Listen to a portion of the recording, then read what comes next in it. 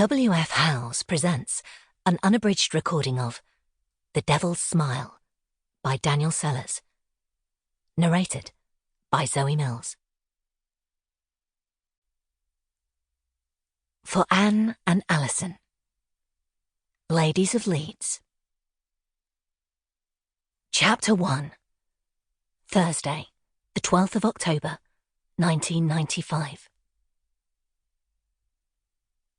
Someone had been sick on the stairs down to the club. Adrian would have stepped in it if the bouncer hadn't grabbed him and steered him past.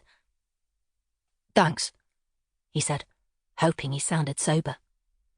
She narrowed her eyes, mock suspiciously. The club had a policy of turning away anyone who was too drunk, mainly because of incidents like this.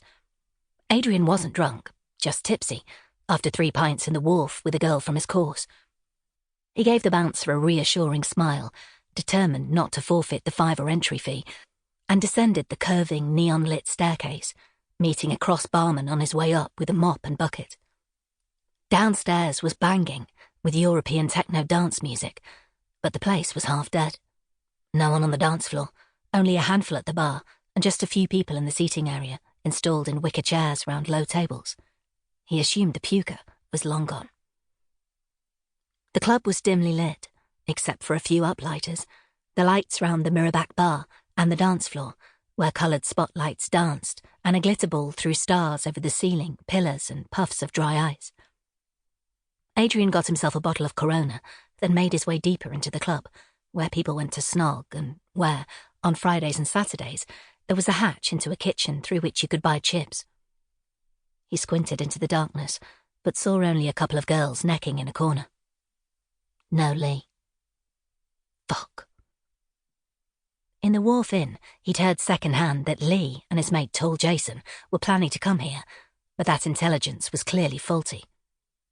He'd been briefly introduced to Lee one Sunday night in the Wharf a couple of months ago. He was spot on Adrian's type. Stocky, black hair worn in curtains that framed his pale face and sleepy, sexy blue eyes. He dressed alternatively, always looking casual but stylish. It was the superior way he behaved in a crowd that clinched the deal, the way he was always scanning, searching, but eternally dissatisfied.